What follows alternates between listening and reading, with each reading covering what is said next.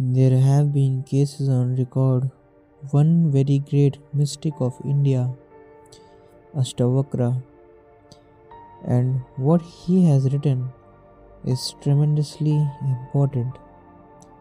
Each sentence has so many dimensions to be explored, but the man himself was in a very difficult situation.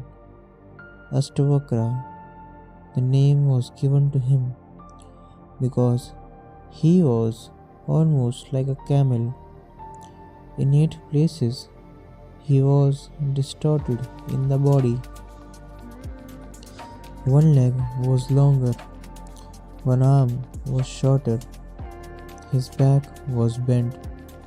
In 8 places, he was distorted. That's how he was born, with a crippled, distorted body. But even in a crippled and distorted body, the soul is as beautiful as in the most beautiful body. He became enlightened, but his body was too rigid to change with his inner change. His eyes started showing something of the beauty, but the whole body was in such of a mess. The story is that the emperor of India in those days was Janak, and he was very much interested in philosophical discussions. Each year he used to call a big conference of all the scholars, philosophers, theologians, or whoever wanted to participate. It was a championship competition. One very famous philosopher, Yagnavalkya, came a little late. The conference had started, and he was standing outside 1,000 beautiful cows. Their horns were covered with gold and diamond. This was going to be the prize for the championship. It was a hot day, and the cows were perspiring. He told his disciples, "You take care of these cows. As far as winning the competition is concerned, I am certain. Why should the cows suffer here? You take them to our place." They had their own place in the forest. Even Janak could not prevent him because he knew that he had been the champion continuously for 5 years, and he would be the champion this time because there was nobody else who could defeat him. It is not right to take the reward before you have won, but his victory was so certain to everybody that nobody objected, and his disciples took away all the cows. While Yagnavalkya was discussing, a very unknown scholar was also present in the conference. Ashtavakra was this unknown philosopher's son. His mother was waiting for her husband to come home. It was getting late, and the meal was getting cold. So she sent Ashtavakra to bring his father home because he could not win the competition. Why should he unnecessarily waste his time there?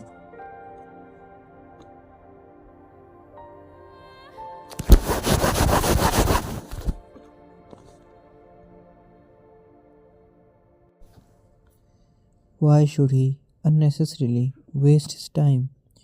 He was a poor scholar, and there were great scholars there. Ashtavakra went. There were at least 1,000 people in the conference. The highly cultured and sophisticated scholars of the country. As Ashtavakra entered, looking at his diverted body, They all started laughing, but Ashtavakra was a man of tremendous integrity. As they started laughing, he laughed even louder. Because of his loud laugh, they stopped. They could not believe that he was laughing. Janak asked him, I can understand why they are laughing because of your body, but I cannot understand why you are laughing. And you stopped all their laughing with your laughter. A single man stopped 1,000 people's laughter.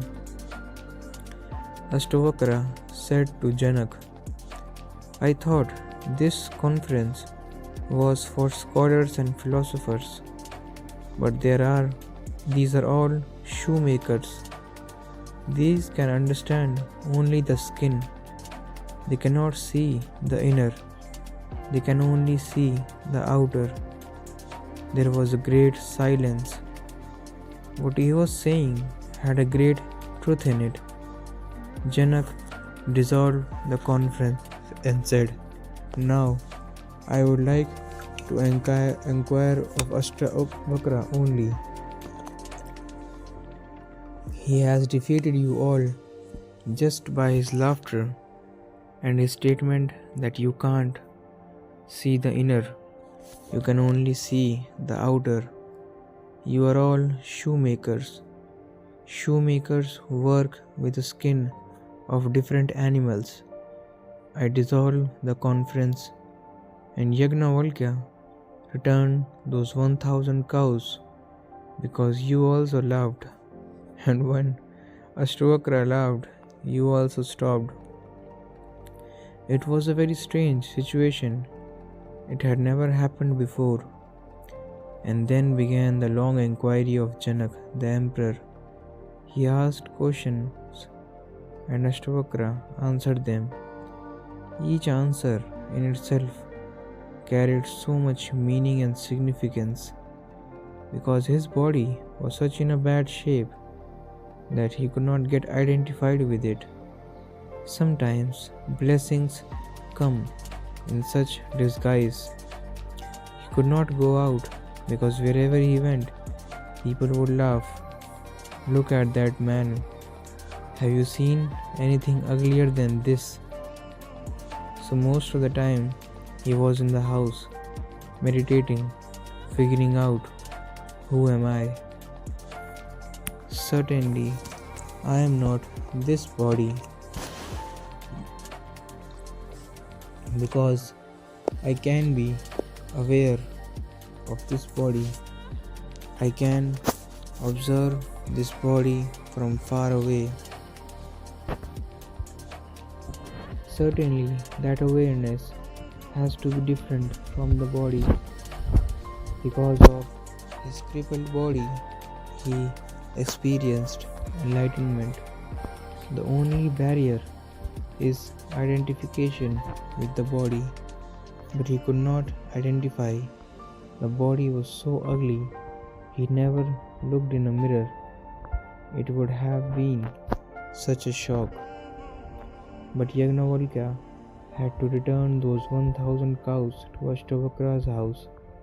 He was young and he defeated 1,000 old philosophers, well versed in the ancient scriptures. It is one of the strangest things in the country that in every book written by any prominent mystic that have been hundreds of commentaries, but nobody has commented before me on Ashtavakra.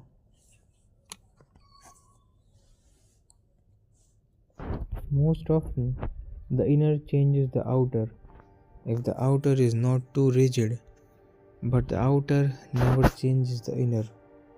You need to have eyes going deep into people's beings, which is possible only if you are going inwards yourself. The deeper you go into yourself, the deeper you can look into other people's blessings, and then a totally new world opens its doors.